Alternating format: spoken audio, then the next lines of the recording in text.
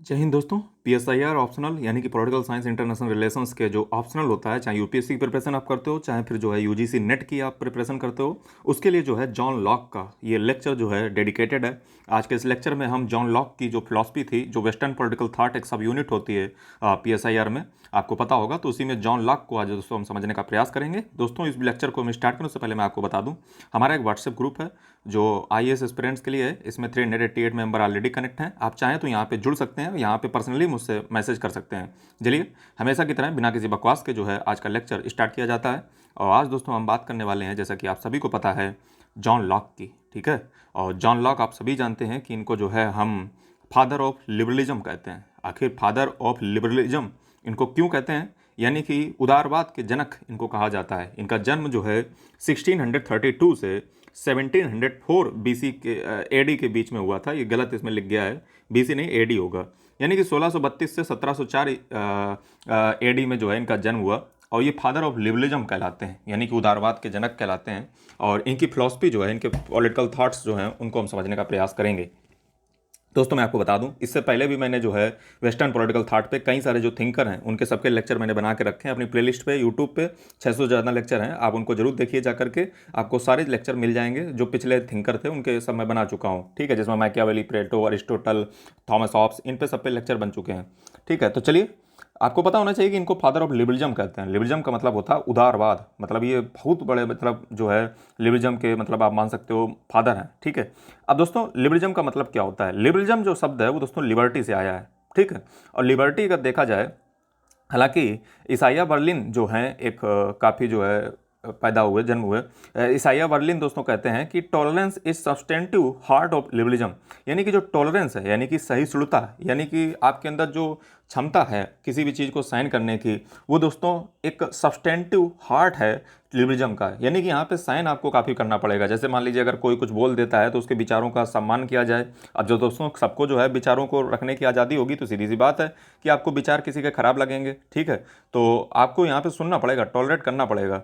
Since enjoyment of liberty depends on toleration, यानी कि जो इन्जॉयमेंट है लिबर्टी का, वो दोस्तों डिपेंड इसी बात पे करता है कि आप कितना टॉलरेशन बर्दाश्त कर सकते हो। मतलब कितना ज़्यादा जो है आप खुले रूप से जो है टॉलरेशन बर्दाश्त कर सकते हो। क्या टॉलरेशन के यहाँ पे मतलब ये है कि जो है मतलब कोई व्यक्ति अत्याचार करेगा, नहीं। यहाँ पे दरअसल लिबरल मतलब फिलॉसफी है। ठीक है, यहाँ पे जो है ज़्यादा रेडिकल आपको थॉट्स देखने को नहीं मिलेंगे।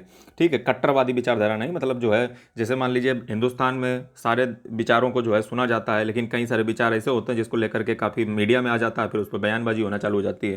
तो ये लिबरल फिलॉसफी, लिबरल आइडिया नहीं है, समझे। मतलब अगर देखा जाए तो लिबरलिज्म की फिलॉसफी होनी चाहिए, मतलब डिबेट होना चाहिए, डिस्कशन होना चाहिए, काउंटर आर्गूमेंट्स होने चाहिए, आर्गूमेंट्स होने चाहिए, कोई जो है एकदम बाधा नहीं होनी चाहिए। दोस्तों ये जो है सिर्फ एक प्रकार की पॉलिटिकल फिलॉसफी नहीं है। ठीक है, ये दरअसल एक वे ऑफ लाइफ है वेस्ट में। मतलब वेस्ट में जो है, पश्चिम में, पाश्चात्य में अगर आप जाओगे तो वहाँ पे जो है ये एक प्रकार का वे ऑफ लाइफ है। जीवन स्तर वहाँ पे ऐसे ही है कि वहाँ पे जो है काफ़ी लिबरलिज्म को सपोर्ट किया जाता है। दोस्तों इनके वर्क्स क्या क्या हैं, तो इस पर वर्क्स पे थोड़ा चर्चा कर लेते हैं। इनके दोस्तों दो वर्क हैं अगर मेनली देखा जाए।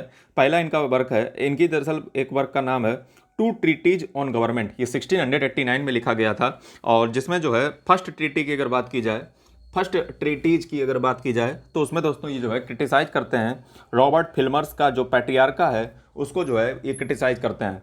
जबकि सेकेंड जो ट्रीटी है उसमें जो है ये थ्योरी ऑफ लिमिटेड गवर्नमेंट या कॉमनवेल्थ देते हैं। मतलब सीधी सी बात है, जब सरकार को आप कम ताकत दोगे, लिमिटेड गवर्नमेंट का काम करोगे, तभी जो है आपकी लिबरलिज्म की फिलॉसफी संपन्न हो पाएगी। तो सीधी सी बात यहाँ पे जो है निकल के आ जाती है। और दूसरा इनका वर्क है an essay concerning human justice, यानी ह्यूमन अंडरस्टैंडिंग। ये 1689 में जो है इन्होंने लिखा था, एक निबंध लिखा था, इसके बारे में आपको बताऊंगा अभी। अ लेटर कंसर्निंग टॉलरेशन, ये 1689 में लिखा गया है। सम थॉट्स कंसर्निंग एजुकेशन, ये 1693 में लिखा गया है। उसके बाद अगर देखा जाए तो द रीजनेबलनेस ऑफ क्रिश्चियनिटी, ये जो है 1695 में लिखा गया है इनके द्वारा। ये दोस्तों इनके कुछ वर्क्स थे 5, वो मैंने आपको बताया। लॉक का अगर ह्यूमन नेचर की बात की जाए तो उसके बारे में दोस्तों ये क्या बताते हैं, उस पर भी थोड़ा जो है आपको सुनना चाहिए। लॉक जो है जब इनका जन्म हुआ था तो ये ग्लोरियस रिवोल्यूशन को देख रहे थे। अब ग्लोरियस रिवोल्यूशन क्या था, तो आपको पता होना चाहिए कि इंग्लैंड में जो क्रांति हुई थी उसको ग्लोरियस रिवोल्यूशन के नाम से जाना जाता है। और जब इन्होंने क्रांति को देखा तो जो इनके सामने जो पीसफुल चेंज हो रहे थे, मतलब शांतिपूर्ण जो तरीके से जो बदलाव हो रहे थे, उन सबका ये जो है गवाह बनना था। पावर ऑफ किंग किस प्रकार से जो है राजा की जो शक्ति थी वो शिफ्ट हो रही थी पार्लियामेंट के पास, एब्सोल्यूट मोनार्की से लिमिटेड मोनार्की पे जो है पावर शिफ्ट हो रही थी। इसीलिए इनके जो विचार हैं, थॉट्स जो हैं, वो अगर देखा जाए तो लिमिटेड कर रहे हैं सरकार को। लिमिटेड सरकार का मतलब है कि लोगों को ज़्यादा आज़ादी देना। लोगों को आज़ादी देने का मतलब ये है कि लिबरलिज्म की फिलॉसफी को जन्म देना, यानी कि सरकार जहाँ पे जो है, सरकार का मेन काम जो है सरकार जो है गवर्न करना होना चाहिए, ना कि जो है minimum government and maximum governance का कॉन्सेप्ट यहाँ पे है। लॉक अगर देखा जाए तो ये इनलाइटेंड व्यू देते हैं। इनलाइटेंड व्यू का मतलब कि कोई भी चीज़ का जो है शांतिपूर्ण तरीके से चेंज होना चाहिए। और अगर देखा जाए तो ये काफ़ी, अगर देखा जाए तो ये होप्स की तरीके से पेसिमिस्टिक नहीं है, मतलब ये निराशावादी नहीं है, ठीक है। इनका जो ह्यूमन नेचर है अंडरस्टैंडिंग का, वो काफ़ी निराशावादी नहीं है। ये इनलाइटेंड व्यू को माने जाते हैं, मतलब जो है ये इनका जो व्यू है वो इनलाइटेंड है, जबकि जो हॉब्स का व्यू है वो पेसिमिस्टिक रहता है, निराशावादी रहता है ह्यूमन नेचर को लेकर के। हॉब्स में अगर देखोगे तो पैसन कंट्रोल कर रहा था रीजन को, मतलब जो पैसन होता है व्यक्ति का, वो रीजन को, तर्क करने की शक्ति को जो है कंट्रोल कर रहा था। जो जुनून होता है वो रीजन यानी तर्क को जो है कंट्रोल कर रहा था।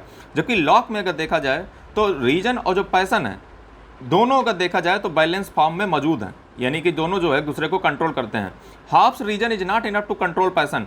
हॉब्स का जो रीजन था वो पैसन को कंट्रोल करने में उतना जो है सहायक नहीं था, उतना पर्याप्त नहीं था। जबकि लॉक में अगर देखा जाए तो रीजन जो है वो पर्याप्त है पैसन को कंट्रोल करने में, यानी कि जो तर्क है, वो जो जुनून होता है व्यक्ति का, उसको कंट्रोल करने में काफ़ी जो है मतलब जो है सक्षम है। लॉक दोस्तों क्या कहते हैं, रीजन गाइड्स मैन।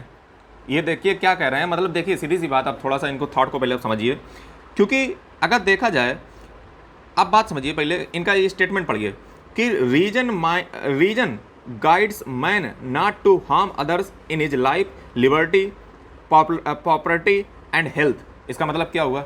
इसका मतलब ये हुआ कि दरअसल कुछ लोग कहते हैं कि अगर व्यक्ति को आपने ऐसे ही छोड़ दिया, उस पर कोई कानून शक्ति नहीं, अगर आपने उसके ऊपर अप्लाई की, तो फिर वो जो है अगर देखा जाए तो वो किसी को भी मार के खाने लगेगा, या फिर किसी को जो है मार डालेगा, किसी की हत्या कर देगा, कुछ भी कर देगा। तो यहाँ पे जो है लॉक कह रहे हैं कि नहीं, ऐसा नहीं होगा। रीजन जो है हर व्यक्ति में तर्क करने की क्षमता होती है, और वही जो है मैन को गाइड करता है कि किसी भी दूसरे व्यक्ति की लाइफ, लिबर्टी, प्रॉपर्टी, हेल्थ को जो है नुकसान ना पहुंचाया जाए। यानी कि रीजन जो है अगर देखा जाए तो वो इनफ है। रीजन जो है कंट्रोल कर रहा है इंसान के पैसन को। यही बात मैंने अभी आपको पहले बोली थी हॉब्स के साथ तुलना करके। अब यहाँ पे स्टेट ऑफ नेचर इसका कैसा है, तो स्टेट ऑफ नेचर का देखा जाए तो इनका स्टेट ऑफ नेचर जो है बहुत पीसफुल है, शांतिपूर्ण है, गुडविल है और म्यूचुअल असिस्टेंट, यानी कि एक दूसरे के सामंजस्य पर आधारित है। प्री सोशल है, प्री सोशल नहीं है, ठीक है, सोशल है। यहाँ पे एक बात को समझना चाहिए, जो हॉब्स का था वो अगर देखा जाए तो उसका उल्टा व्यू था। यहाँ पे जो है जो स्टेट ऑफ नेचर है, यानी कि जो राज्य का प्रकृति है, वो अगर देखी जाए तो प्री सोशल है, मतलब नॉट प्री सोशल है, मतलब सामाजिक जो है, मतलब वहाँ पे है, ठीक है, सोशल है, मतलब समाज जो है वो कैसा है, सोशल है, सोसाइटी एग्जिस्ट करती है, लाइफ जो है पीसफुल है। जबकि हॉब्स में जो है वो उल्टा बोल रहा था। अब यहाँ पे ये है कि स्टेट ऑफ नेचर में क्या जो मैन था वो नेचुरल राइट्स को एंजॉय कर रहा था, तो हॉब्स कहता है कि नहीं, क्योंकि जो है वहाँ पे ताकतवर ही, यानी कि माइट इज राइट होता था, मतलब जो ताकतवर होता था वही जो है अपनी शक्ति को आजमाता था। लकी लॉक का व्यू जो है वो थोड़ा सा डिफरेंट है, कह रहा है कि since state of nature is peaceful, चूंकि जो है स्टेट ऑफ नेचर है, यानी कि राज्य का जो प्रकृति है वो शांतिपूर्ण तरीके से है, तो मैन कैन एंजॉय राइट्स, यानी कि इंसान जो है अपने राइट्स को एंजॉय कर सकता है, क्योंकि जो रीजन है उसके व्यक्ति में बैठा हुआ वो उसको गाइड करता है कि किसी दूसरे व्यक्ति को नुकसान नहीं पहुंचाना है। Hence presence of reason made natural rights possible in state of nature, hence natural law. यानी कि ये जो अगर देखा जाए तो रीजन चूंकि जो है व्यक्ति को बताता है कि किसी दूसरे व्यक्ति के राइट्स को जो है आपको नहीं छीनना है, इसीलिए जो है ये कह रहा है कि जो है नेचुरल लॉ होने चाहिए, यानी कि प्रकृति के द्वारा जो प्रदान किए गए लॉ होते हैं वो आपके पास होने चाहिए। यहीं पे दोस्तों मैं आपको एक चीज़ और क्लियर कर देता हूँ कि जो ह्यूमन राइट्स होते हैं, ह्यूमन राइट्स अगर देखा जाए तो वो काफ़ी बड़े होते हैं, नेचुरल राइट जो है उनके अंदर आते हैं, ठीक है, ये बात आपको पता होनी चाहिए। आगे अगर देखा जाए तो जो लॉक और हॉब्स दोनों हैं वो अगर देखा जाए तो राइट्स को जो है एंजॉय सिर्फ सोसाइटी में ही करते हैं, ये दोनों की बात कॉमन है। अब यहाँ पे एक बात समझिए, नो लॉ, ये इसका स्टेटमेंट है, नो लॉ नो लिबर्टी और without law there can be no liberty. मतलब क्या है कि बिना कानून के कोई लिबर्टी नहीं हो सकती है, बिना कानून के कोई आज़ादी नहीं हो सकती है। Without law there can be no liberty, यानी कि अगर देखा जाए तो जो स्वतंत्रता है, जो आज़ादी है, वो आपकी सिर्फ कानून के शासन में ही हो सकती है, कानून के शासन में क्यों? क्योंकि हाब्स ये कहता था कि liberty is where law is silent, यानी कि कानून जहाँ पे चुप है उसी जगह आपको आज़ादी है अपने जो है अधिकार में जो है आपको काम करने की। जबकि लॉक जो है वो कहता है कि if law is not there you can't enjoy liberty, यानी कि अगर कानून ही नहीं होगा तो आप लिबर्टी को एंजॉय नहीं कर सकते हो। क्योंकि लॉ जो है अगर देखा जाए, liberty is protected after creation of state, यानी कि आपकी लिबर्टी जो है स्टेट के बनने के बाद ही जो है आपकी प्रोटेक्ट होती है। लॉ मेड बाय स्टेट, और राज्य जो है लॉ को बनाता है और वो इस बात को अफर्म करता है कि ड्यू प्रोसेस ऑफ लॉ होना चाहिए, यानी कि जो है तर्क के विपरीत नहीं जाना चाहिए। तर्क के विपरीत का मतलब ये है कि वो नेचुरल लॉ को जो है अफर्म कर रहा है। जैसे यूएस की जो सोसाइटी, अमेरिका की आप सोसाइटी देखोगे तो उसमें नेचुरल लॉ को तरजीह दी गई है, ड्यू प्रोसेस ऑफ लॉ। मतलब तर्क के विपरीत नहीं होना चाहिए, मतलब ऐसा नहीं होना चाहिए कि जो है वो तर्क संगत में ना हो। मतलब जो है वो अगर देखा जाए कोई भी कानून आप ऐसा उल्टा सीधा बना दे रहे हो जो किसी व्यक्ति को नुकसान पहुंचा रहा है, कुछ भी कर रहा है, वो रीजनेबल नहीं है, रीजनेबल नहीं है, इसलिए रीजनेबल होना चाहिए। अब यहाँ पे एग्जांपल देते हैं कि रीजन सजेस्ट मैन, रीजन जो है मैन को सजेस्ट करता है कि वो जो है right to life, property, liberty वो जो है अपने ट्रांसफ़र कर सकता है। Any law taking away these rights can not be upheld, people have right to revolt. यानी कि देखिए यहाँ पे क्या बात बता रहा है कि चूंकि जो है व्यक्ति ने जो है अगर देखा जाए तो अपने सारे जो राइट थे, चाहे वो लिबर्टी का हो, लाइफ का हो, प्रॉपर्टी का हो, ये सारे जो है किसको दे दिए हैं? ये अगर देखा जाए ये जो है अगर मतलब अगर देखा जाए तो किसी को जो है ये जो राइट्स हैं, लाइफ का हो चाहे लिबर्टी का, जो प्रॉपर्टी का, ये राइट्स जो है रीजन ऐसा बताता है, मतलब तर्क ऐसा बताता है कि ये जो राइट्स हैं, चाहे वो राइट टू लाइफ हो, चाहे लिबर्टी हो, चाहे प्रॉपर्टी हो, ये व्यक्ति जो है किसी दूसरे को ट्रांसफ़र कर ही नहीं सकता है, जबकि हॉब्स ने करवा दिए थे। ठीक है, और उसने जो है पिछला वाला लेक्चर देखिए हॉब्स का तो आपको समझ आएगा, फिलहाल उस पर नहीं डिस्कस करेंगे। एनी लॉ, अगर कोई कानून जो है इन राइट को आपके छुटाने की कोशिश करता है, आपसे छीनने की कोशिश करता है, तो पीपल को राइट होगा वो रिवोल्ट, विद्रोह कर सकते हैं। इसलिए जो है वो सजेस्ट करता है ड्यू प्रोसेस ऑफ लॉ, यानी कि जो है ड्यू प्रोसेस ऑफ लॉ होना चाहिए, यानी कि जो है तर्क संगत होना चाहिए। अब दोस्तों यहाँ पे बात यह आ जाती है कि कॉन्ट्रैक्ट जरूरी आखिर है क्यों? कॉन्ट्रैक्ट जरूरी है क्यों? तो क्या क्यों कॉन्ट्रैक्ट जरूरी है? कह रहा है कि state of nature is a state of peace, goodwill and mutual assistance, यानी कि जो स्टेट ऑफ नेचर है, स्टेट की जो प्रकृति है, वो दोस्तों पीस की है, शांति की है, गुडविल की है, म्यूचुअल असिस्टेंस की है। बट देयर वर सम इनकॉन्वीनियंस, यहाँ पे जो है लेकिन कुछ असुविधाएं भी हैं, जैसे कोई कॉमन अथॉरिटी नहीं है। अगर गवर्नमेंट यहाँ पे एब्सेंट होगी तो हर पर्सन जो है लॉ मेकर बन जाएगा, जज बन जाएगा, एग्जीक्यूटिव बन जाएगा, जिससे क्या होगा, फ्यूजन ऑफ पावर हो जाएगा। मतलब एक ही व्यक्ति कानून बना रहा है, एक ही व्यक्ति जज बना हुआ है, एक ही व्यक्ति एग्जीक्यूट कर रहा है। इसलिए सरकार की ज़रूरत है, कॉमन अथॉरिटी की ज़रूरत है। ठीक है, अगर देखा जाए तो रीजन ये बताता है कि एक ही व्यक्ति तीनों काम नहीं कर सकता है। ठीक है, hence reason suggest to end inconvenience and create common authority, इसलिए ये तर्क बताता है कि कोई भी जो है कॉमन अथॉरिटी बननी चाहिए जिसके 3 सेपरेट इंस्टीट्यूशन होने चाहिए। हालांकि ये जो लेजिस्लेटिव, एग्जीक्यूटिव और जुडिशरी का जो कॉन्सेप्ट है, तीनों पावर का डिस्ट्रीब्यूशन जो है, ये मॉन्टेस्क्यू ने दिया था, आपको पता होना चाहिए। अब यहाँ पे अनदर कंसर्न निकल के आता है कि हॉब्स जो है, लाइक हॉब्स, लॉक भी जो है यूटिलिटेरियन है, मतलब उपयोगितावाद का जो समर्थन करता है। जैसे हॉब्स जो है यूटिलिटेरियन था, वैसे लॉक भी जो है यूटिलिटेरियन है। Possibility that passion dominates over reason, peace of state depends on goodwill, this में and hence create government insurance, और जो है गवर्नमेंट क्या करेगी, हमारे राइट का जो है इंश्योरेंस करेगी और हमारे राइट ताकि ना छीने जाएं। For Hobbes state is necessary, यानी कि हॉब्स के लिए स्टेट नेसेसरी था क्योंकि एब्सोल्यूट स्टेट उसको बनाना था। लॉक के लिए अगर देखा जाए तो स्टेट एक मैटर ऑफ कन्वीनियंस है, सुविधा के लिए बनाया गया है। लिमिटेड स्टेट होना चाहिए। ठीक है, राइट ऑफ पीपल अगर देखा जाए तो लिमिटेड होंगे। ठीक है, जो है राइट ऑफ पीपल जो है वो लिमिट करेंगे स्टेट को, पीपल अपने जो है कुछ राइट्स जो है स्टेट को देंगे, सारे राइट्स नहीं देंगे। जो राइट्स ट्रांसफ़र किए गए हैं लोगों के द्वारा, उनमें शामिल है लॉ को बनाना, लॉ को एग्जीक्यूट करना और लॉ को एडजुडिकेट करना। ये अगर देखा जाए तो तीनों फीचर होते हैं किसी गवर्नमेंट के। Right to life, liberty and property, ये नेचुरल राइट होते हैं, और ये अगर देखा जाए तो जो व्यक्ति की एग्जिस्टेंस है उसके लिए जो है अगर देखा जाए तो फंडामेंटल होते हैं, इनको ट्रांसफ़र नहीं किया जा सकता है, ये इनअलाइनेबल हैं। और मैन जो है अगर इनको राइट को ट्रांसफ़र नहीं कर सकता है, ये पावर जो है स्टेट की उसको लिमिट करने का काम करते हैं और रूल ऑफ लॉ को मेंटेन करने का काम करते हैं। अब यहाँ पे जो है सोशल कॉन्ट्रैक्ट को आपको समझना चाहिए। इसके 2 जो है कॉन्ट्रैक्ट फेमस हैं, सोशल कॉन्ट्रैक्ट तब बनेगा जा करके। ठीक है, तो चलिए, हाँ तो दोस्तों जो है लॉक ने जो है अगर देखा जाए तो पहले फर्स्ट कॉन्ट्रैक्ट में देखा जाए तो उसने सिविल सोसाइटी को क्रिएट किया, क्योंकि सिविल सोसाइटी जब तक नहीं क्रिएट होगी, मान लो जो है जैसे क्या, देखिए Hobbes state of nature was pre social and pre political, यानी कि जो हॉब्स का स्टेट ऑफ नेचर था वो प्री सोशल था और प्री पॉलिटिकल था, लेकिन जो लॉक का स्टेट ऑफ नेचर है वो सिर्फ जो है प्री पॉलिटिकल है और सोशल है, ठीक है, प्री सोशल नहीं है, सोशल है, याद रखिएगा। सिविल सोसाइटी का देखा जाए तो एक कॉन्सेप्ट दोस्तों जो है फिलॉसफी है एक लिबरलिज्म की, जहाँ पे जब तक सिविल सोसाइटी जब तक नहीं बनेगी तब तक लिबरलिज्म आ ही नहीं सकता है। अब यहाँ पे मान लो एकदम भिखमंगे टाइप के सारे जो है लोग बैठे हुए हैं, सब जो है अनपढ़ जैसे लोग बैठे हुए हैं, सिविल सोसाइटी एक सभ्य समाज है ही नहीं, तो वहाँ पे लिबरलिज्म कभी आएगा नहीं। जरा सा कुछ कही दो तुरंत जो है एकदम जो है मतलब उनके धर्म पे आ जाता है। Seen as a location sphere of freedom, a formal contractual society where people recognise each other right, यानी कि जहाँ पे जो है सिविल सोसाइटी ऐसी होती है जहाँ पे पीपल जो हैं, लोग जो हैं, एक दूसरे के अधिकारों को जो है समझने का प्रयास करते हैं।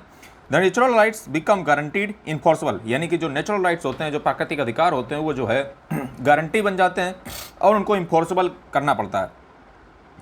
दूसरा कॉन्ट्रैक्ट जो हुआ है तो उसमें जो है अगर देखा जाए तो गवर्नमेंट का क्रिएशन हुआ, सरकार का।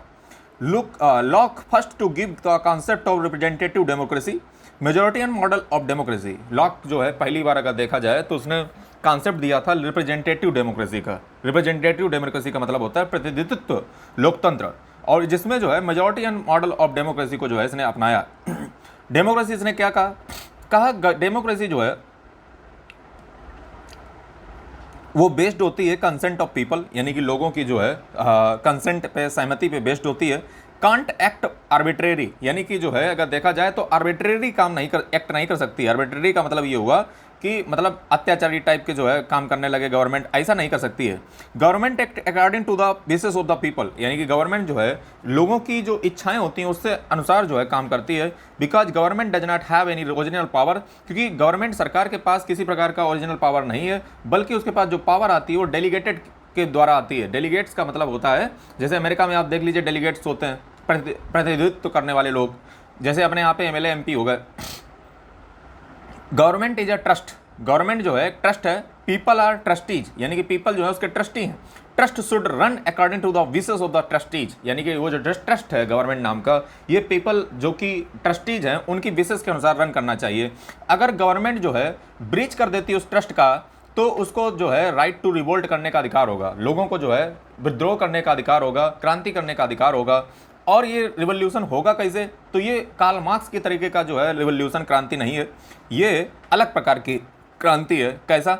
मैन इज रैशनल, हमें वायलेंस नहीं करना है, समझ रहे, वायलेंस नहीं करना है। मैन चूंकि तर्कशील है, वो जानता है कि वायलेंस अगर करेंगे तो उससे जान माल की हानि होगी। आप पहले समझिए बात को। लिबरलिज्म की फिलॉसफी जो है कैपिटलिज्म से कनेक्ट की जाती है। इसके पीछे कारण ये भी है, ये वायलेंस को इसलिए नहीं पसंद करते हैं क्योंकि इससे जो है जो कैपिटलिस्ट यानी जो पूंजीवादी हैं उनका जो है पूरा इंफ्रास्ट्रक्चर तहस नहस हो जाएगा अगर वायलेंस होगा, तो ये वायलेंस को कभी नहीं सपोर्ट करेंगे। ये कहते क्या है कि इंसान चूंकि तुम पढ़े लिखे हो, समझ रहे हो, तुम पढ़े लिखे हो, रेशनल हो, तर्कशील हो, तो वायलेंस नहीं किया जाता है। हम लिबरल व्यू ऑफ रिवोल्यूशन बता रहे हैं। लिबरल व्यू का मतलब कि तुम्हें क्रांति कैसी करनी है, लिबरल वाली कैसी, पीसफुल चेंज। इसका प्रभाव, इसका ये जो है जो उसकी ग्लोरियस रिवोल्यूशन थी इंग्लैंड की, उसका भी प्रभाव पड़ा हुआ है।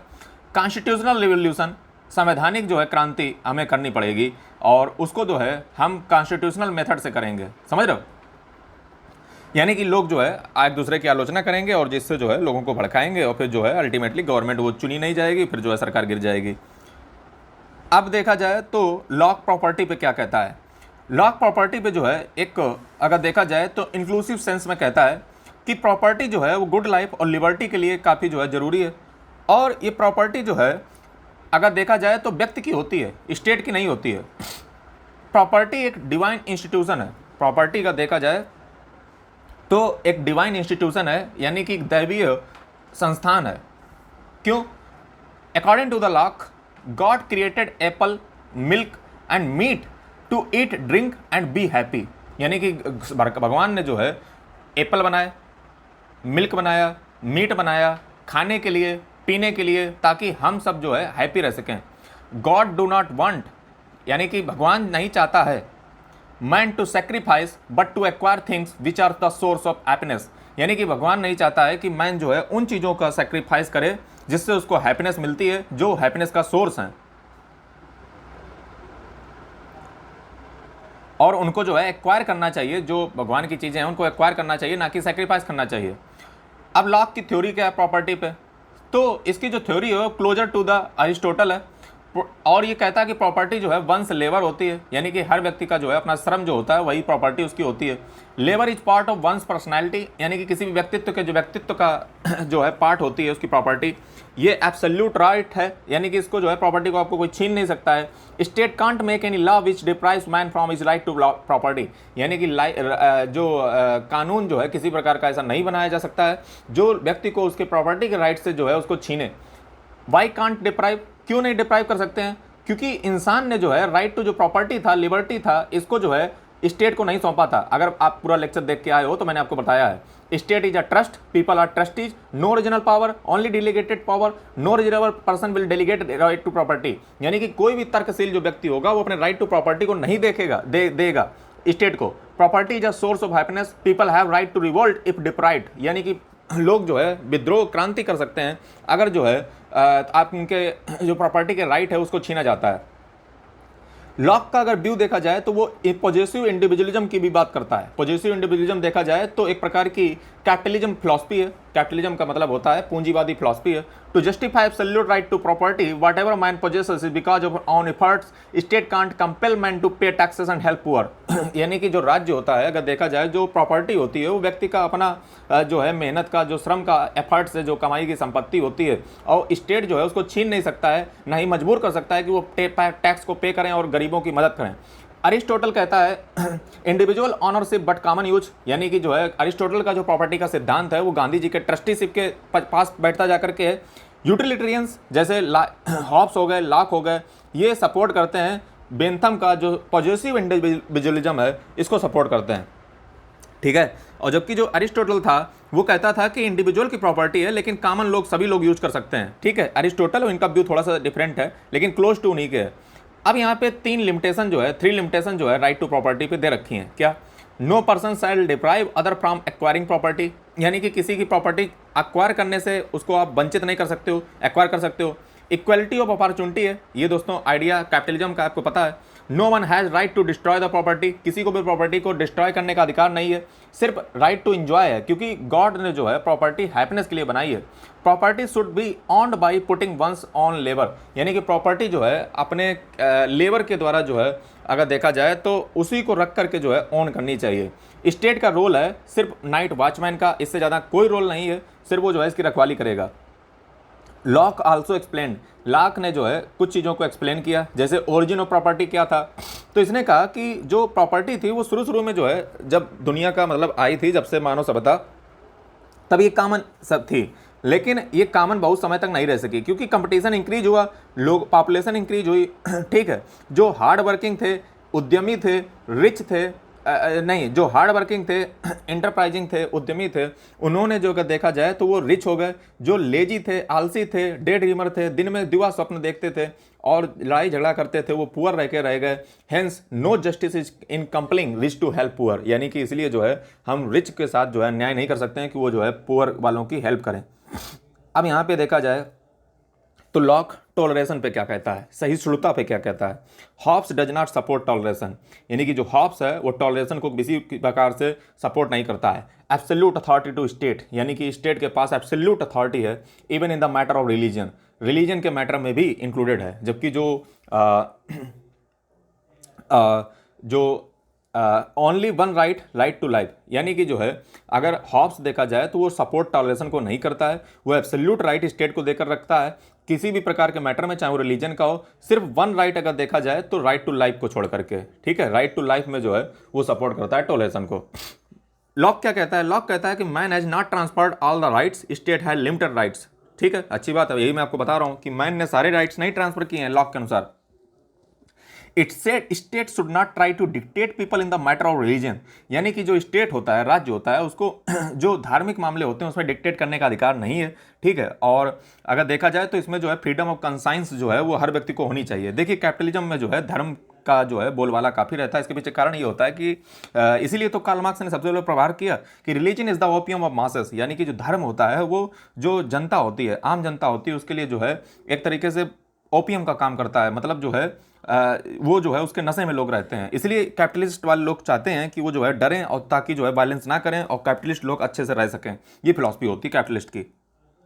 तो यही ये भी कह रहा है कि रिलीजन धर्म के मामले में जो है लोगों को डिक्टेट नहीं करना चाहिए, स्टेट को जो लोग करते हैं उन्हें करने दो। वो यही चाह रहा है। साथ ही में ये रिकमेंड करता है स्टेट को कि टॉलरेंट रहे, जितने भी जो डिफरेंट धर्म के लोग हैं उनके प्रति टॉलरेंट रहे, ठीक है। ये लेकिन जो अथीस्ट होते हैं, जो धर्म को ही नहीं मानते हैं, वो काफ़ी डेंजरस होते हैं, समझ रहे हो। इसलिए जो है उनको जो है उखाड़ करके फेंक देना चाहिए इस देश से। कैपिटलिस्ट सपोर्ट रिलीजन, मैं आपको बता चुका हूँ कैपिटलिस्ट लोगों को सपोर्ट करते हैं, धर्म वाले लोगों को, क्योंकि वो डिसिप्लिन्ड पीपल होते हैं और वर्कर डोंट रिवॉल्ट। और दोस्तों जो वर्कर होते हैं, श्रमिक होते हैं, वो कभी विद्रोह करेंगे ही नहीं अगर जो है उनको भगवान का भय होगा, भगवान का डर होगा। इसीलिए तो कार्ल मार्क्स ने कहा था कि religion is the opium of masses, यानी कि सबसे पहले आप समझो रिलीजन जो है ओपियम है मासेस का, कैपिटलिस्ट को उखाड़ के फेंक दो। यहां पे एक स्टेटमेंट है कि lock is an individualist out and out, यानी कि लॉक जो है अगर देखा जाए तो इंडिविजुअलिस्ट है, यानी कि जो है इंडिविजुअलिस्ट है। इंडिविजुअलिस्ट का मतलब होता है जो सेल्फ प्रायर रखता है टू द होल, समझे, अपने आप को पहले रखता है। Nowhere justifies state absolutism, government based on consent, यानी कि इसकी जो गवर्नमेंट है वो कंसेंट पे बेस्ड है। लोग जो है अगर उनके right to life, liberty, property को अगर छीना जाता है तो राइट टू रिवोल्ट का जो उनके पास अधिकार है, ठीक है। अब यहाँ पे एक सवाल ये पैदा हो जाता है कि जो लॉक का चीफ एंटागोनिस्ट था, यानी कि जो घुर विरोधी था लॉक का, वो हॉब्स था या फिल्मर था। इस पे जो है काफ़ी डिबेट रहती है। तो मैं आपको बता दूं, जो लोग बिलीव करते हैं कि जो हॉब्स था वो लॉक का काफ़ी विरोधी था, तो मैं आपको बता दूं कि हॉब्स की जो बुक थी वो प्रोहिबिट कर दी गई थी। Hence to avoid controversy he criticised Filmer, और इसीलिए देखा जाए तो उसने फिल्मर को क्रिटिसाइज किया था, समझ रहे, क्योंकि हॉब्स की जो बुक थी वो पहले ही प्रोहिबिट कर दी गई थी चर्च के द्वारा, कि उसकी जो हॉब्स की बुक लेवियाथन थी। इसीलिए इसने जो क्रिटिसाइज किया है वो फिल्मर को किया है। इसलिए जो फिल्मर है वो इसका मेन एंटागोनिस्ट आप मान सकते हो, ठीक है।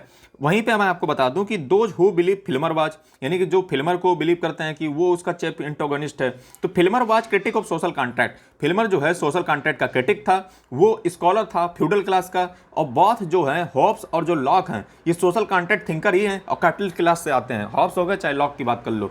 फिर अगर बात की जाए जो लॉक होता है, लॉक ओपनली जो है क्रिटिसाइज करता है फिल्मर को उनकी बुक में, और ये जो है काफ़ी डिबेटेबल है। But Hobbes was more compatible with Locke, यानी कि जो हॉब्स है वो बहुत ज़्यादा कंपेटेबल है लॉक के अनुसार, लॉक के साथ। Filmer was the chief antagonist, यानी कि जो घुर विरोधी फिल्मर है वो ही जो है लॉक का घुर विरोधी है। फिल्मर दोस्तों सोशल कॉन्ट्रैक्ट पे क्या कहता है, तो सोशल कॉन्ट्रैक्ट पे फिल्मर कहता है according to the theory of social contract neither a logical justification through the power of state neither theory of property, यानी कि जो है कोई लॉजिकल जस्टिफिकेशन नहीं है प्रॉपर्टी जो इसने बात की लॉक ने कि पावर ऑफ स्टेट, और ना ही जो है थ्योरी ऑफ प्रॉपर्टी का कोई जस्टिफिकेशन जो है लॉजिकल मुझे लगता नहीं है जो लॉक ने बोला है। On state against social contract illogical है, ठीक है। Ask if based on consent, कहता है कि अगर जो है कंसेंट पे सरकार बेस्ड है, how can we impose consent on one generation on the other hand find other justification, यानी कि जो है फिल्मर कहता है लॉक पे कि आपने कहा कि गवर्नमेंट कंसेंट पे बेस्ड है, तो तब गवर्नमेंट बनी थी, आज की गवर्नमेंट देख लो तो जनरेशन पे कैसे थोपा गया, वो तो तभी होना जाना चाहिए ना। फिल्मर दोस्तों जस्टिफिकेशन कहता है उसका, ये कहता है कि state is a family of God. State क्या कहता है, फिल्मर चूंकि दोस्तों फ्यूडल क्लास से आ रहा है इसलिए जो है फ्यूडरेटरी सिस्टम को बना के चाह रहा है, तो फिल्मर कहता है कि नहीं गवर्नमेंट जो है कंसेंट पे नहीं आई है। मैं आपको बताता हूँ, फिल्मर कहता है कि स्टेट जो है वो फैमिली है गॉड की, और एडम जो है उसका चाइल्ड था, और उससे की जो सक्सेसर हैं यानी कि जो उसके उत्तराधिकारी हैं वही राजा लोग जो है आज भी रूल करते आ रहे हैं, तो वो डिवाइन थ्योरी ऑफ किंगशिप को जन्म दे रहा है फिल्मर। तो लॉक का जो है रिस्पांस फिल्मर के उसमें आता है, उसको भी आपको सुनना चाहिए। Even if state family of God and Adam was the first king, यानी कि मैं मानता हूं कि अगर फैमिली ऑफ गॉड है स्टेट और एडम जो है उसका पहला किंग था, तो इवेंट हैपेंड लॉन्ग टाइम एगो, वो इवेंट बहुत पहले हुआ था। How will we ensure real successor, हम कैसे इंश्योर करेंगे कि जो आज जो किंग बैठा हुआ है उसकी का रियल सक्सेसर है, वो रियल उत्तराधिकारी है एडम का, हम कैसे इसको जो है पता करेंगे। और ये जो अगर देखा जाए इसलिए उसने लॉक ने कहा कि ये रिजेक्ट कर दे, इस थ्योरी को रिजेक्ट कर दो तुरंत के तुरंत अभी, और ये लॉजिकल जो है उसने ऑप्शन दिया। फिल्मर दोस्तों प्रॉपर्टी पे क्या कहता है, फिल्मर प्रॉपर्टी पे कहता है कि hereditary is sound basis social contractual theory of product of labour does not give convincing argument to justify right of inheritance. Locke does not have any strong argument page property is the product of labour and only such property justified. यानी कि जो है lock कहता है कि जो भी जो है जैसे अगर देखा जाए तो प्रॉपर्टी चूंकि प्रोडक्ट होती किसी भी लेबर का, ठीक है, तो इसलिए जो है उसकी प्रॉपर्टी होनी चाहिए। ये कोई स्ट्रॉन्ग आर्गूमेंट लगता नहीं है, समझ रहे, और ये कोई कन्विंसिंग आर्गूमेंट भी नहीं लगता है कि मतलब जिसकी जो लेबर करेगा जो श्रम करेगा उसकी प्रॉपर्टी होनी चाहिए, ये फिल्मर कहता है। तो लॉक जो है उसको कह देता है कि ये सब इलॉजिकल बातें फालतू की ना बोलो, और ये जो है सब रिजेक्ट कर देता है, ठीक है। तो ये फिल्मर अगर देखा जाए तो ये टोटली जो है चीफ एंटागोनिस्ट यानी कि घुर विरोधी है इसका लॉक का। लॉक ने दोस्तों जो है एक ऐसे लिखा था ह्यूमन अंडरस्टैंडिंग को लेकर के, और उसको दोस्तों हम कहते हैं लॉक ऑन ह्यूमन अंडरस्टैंडिंग। और ये ऐसे जो है ह्यूमन अंडरस्टैंडिंग पे था, और इसमें जो है उसने अगर देखा जाए तो एनालाइज किया है पूरे वर्ल्ड को, और इसने जो है कई सारी चीज़ों को जो है इसमें बताया है कि कैसे हम एक्वायर करते हैं नॉलेज को और कैसे हम इंक्वायरी करते हैं। साथ ही में एपिस्टेमोलॉजी पे भी चर्चा की है। और यहाँ पे जो है इसके मैं मेन बातें आपको बता देता हूँ कि जो ऐसे है ये 4 बुक में डिवाइड है, ठीक है। पहली बुक जो है वो पहले बुक फर्स्ट जो है वो बात करती है कि लॉक जो है उसमें आर्गू करता है कि हमारा जो नॉलेज है वो can not have been innate, यानी कि जो हमारा नॉलेज होता है वो शुरू से ही जन्मजात से नहीं होता है, समझ रहे हो, शुरू से ही जन्मजात से हमारा नॉलेज नहीं होता है। और बुक सेकेंड में जो है ये बताता है कि Locke argues that all of our ideas come from experience. दूसरी बुक में ये आर्गूमेंट करता है कि हमारे जितना भी आइडिया है वो सब जो है एक्सपीरियंस से आता है। बुक थर्ड में जो है वो लॉक आर्गूमेंट करता है कि turn is attention to language and role it plays in our theorising, यानी किसी भी चीज़ को हम समझने से पहले जो है उसकी लैंग्वेज को समझें, लैंग्वेज पे अटेंशन दें। लैंग्वेज जो है हमारी थ्योराइजिंग करने में काफ़ी मदद करती है। चौथी बुक में जो है वो डिस्कस करता है कि नॉलेज, बिलीफ और ओपिनियन को लेकर के। अब यहाँ पे जो है उसकी ऐसे से कुछ जो है की पॉइंट्स आपको पता होने चाहिए।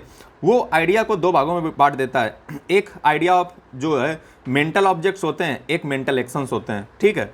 जैसे ideas are mental objects. The thought is that when an agent perceives an external world object like an apple, there is something in our mind which represents that apple. So when an agent considers an apple, what she is really doing is thinking about the idea of that apple. यानी कि जब भी जो है आप अपने हाथों में एप्पल लेते हो तो उसके बारे में जो है आप सोचते हो, उसके बारे में आपके अंदर आइडिया तुरंत आ जाता है कि ये एप्पल है। इस प्रकार को जो है हम आइडिया और मेंटल ऑब्जेक्ट्स कहते हैं।